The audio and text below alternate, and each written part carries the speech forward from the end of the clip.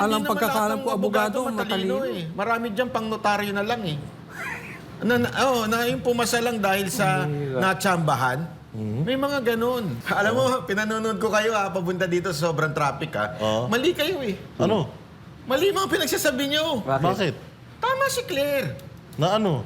Cleared. Cleared yung report papel. niya. Dahil walang laman. Oo, walang laman. Kaya cleared. Tama talaga siya. Pero bakit pinakakahiya yun, ano? Oo. Napanood ko din yung vlog mo patungkol doon. Yun din ang vlog ko. Pero nag-vlog muna ako bago ko napanood yun sa kanya. Pinakakahiya yung ginawa niya na yun, no? Banat. Alam mo, feeling ko kasi, masyadong mataas ang tingin niya sa sarili niya na hindi na siya nagdo-double check. Matalino ako, magaling ako. Di ba? Ako na. So, hindi niya dino-double check. Hindi niya muna tiningnan tama ba yung bilang, which is mali. Pangalawa, hindi niya siguro tiningnan or talagang intentional yung ginagawa nila. Or, tiwala siya na yung mga media na nandoon, kontrolado nila. Merong isa na hindi nila kontrolado. At saka diba? ang nakakaano dyan, ilan na kaya ang ganyan? Ilan na yung mga masasabi nating sinabi niya noong mga nakaraang press briefing niya na ganyan pala? Banat bay, it is safe to assume na lahat ng report nila palpak. Bakit? Sablay. Palpak. Kasi sabi nga nila sa korte, hindi man korte yan, abogado man yung tao na yan, kapag meron kang 10 ebidensya, yung isa pineke mo, yung siyam, tama, lahat yan. Lahat yan palpak na yan. Lahat yan, wala nang kakwenta-kwenta yan. Lahat yan peke na yan. Mas maganda siguro, Wala yung kredibilidad. i-challenge natin si Risa. Ano-ano yung mga drug-free na barangay? Ni Risa. Si Claire. Alam mo, nabubula ko dun sa dalawa.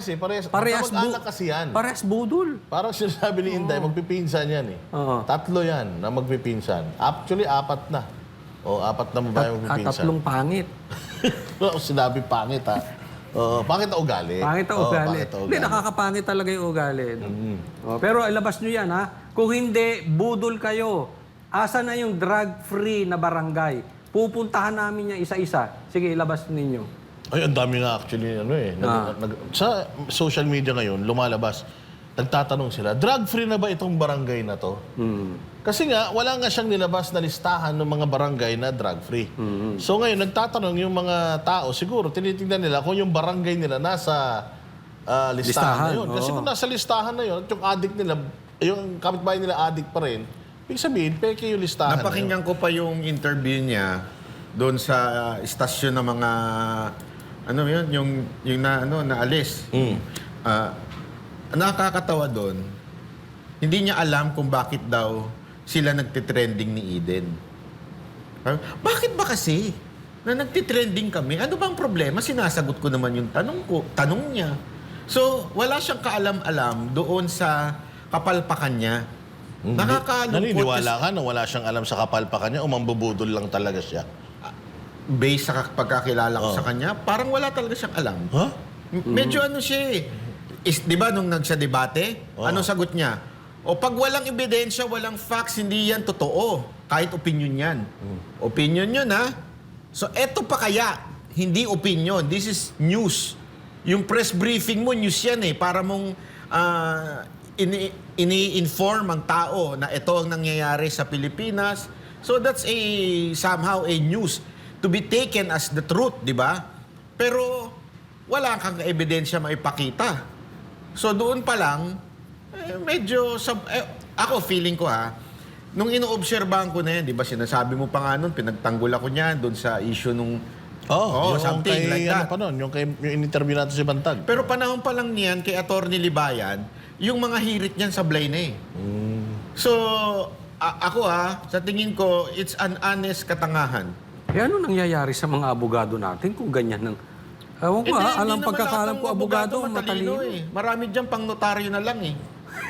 Yung pumasa lang dahil sa natsambahan. May mga ganun. Baka magalit sa'yo yung mga lawyers, sabihin nila, hindi, paano siya tsambahan? Essay, form yan. Hindi, meron yun eh. Meron pa rin yan, Oo, meron yan. Hindi mo Or masasabing... merong mga magagaling sa academics na mahina sa actual. Ganun ba? May Oo, mga ganun eh. Ang alam ko, yung matatalino, mahina yan sa puso. Oy. At saka tinan mo, Kaya pala.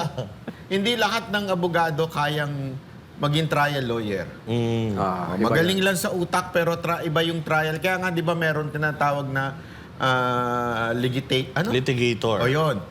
May tinatawag na ganyan kasi magaling talaga. Ibig sabihin, logic-wise, kayang makipagdebate ng maayos. Kayang makipag-argue ng maayos.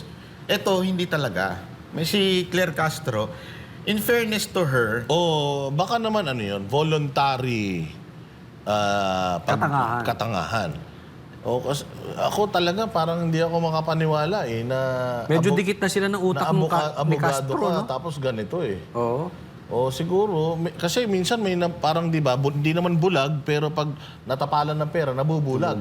May hindi naman bingi, pag natapalan ng pera, nabibingi. Pero baka naman sa kaso na to, baka magaling naman talaga siya, kaya lang, meron siyang ginaganapan na, ano ba sa tingin mo, Pwede. ginaganapan na role. Kasi nagbago na ng PCO secretary. Matapos makitang nakikipicture itong ano sa bagay, ano na maingay na talaga itong pagkakatalaga dito kay J. Ruiz, no? Umpisa pa lang marami nang kinakabit sa kanyang mga eskandalo eh. At saka hindi ito ni-retain ni Pangulong Marcos doon sa mga nag-resign eh. Inalok nga daw itong position na to, wala lang daw tumatanggap eh. Siguro na may tumanggap na ngayon, nilet ko na talaga nila yan kasi loose ends eh, ika nga eh. So, hindi pa rin naman nila tinatanggal itong itong PCO secretary. So, well, sa mata ni Banat Bay, sa ginagawa nga niya, mukha nga siyang engot. Pero ako, parang hindi, ako mahina talaga. Sa tingin ko lang mahina talaga.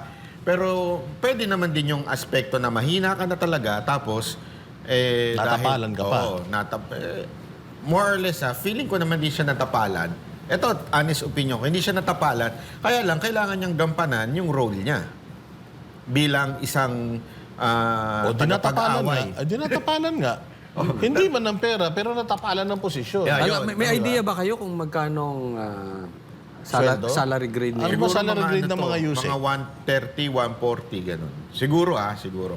Feeling ko, 130. 1,000. Professional. Tapos- isang ano lang yun. Isang, USEC lang kasi siya, so USEC lang. Tapos ganun. magagaganyan. Hindi, I don't think so. Yan lang yun.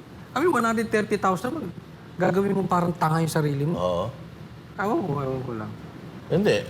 Ewan ko, nalilito na rin talaga ako sa kanya eh. Pero pahiyang-pahiya siya rito sa Hindi niya alam expose. yan, napahiya siya. Expose ni kasi pinakita talaga ni Eddie eh. Yan, blanco.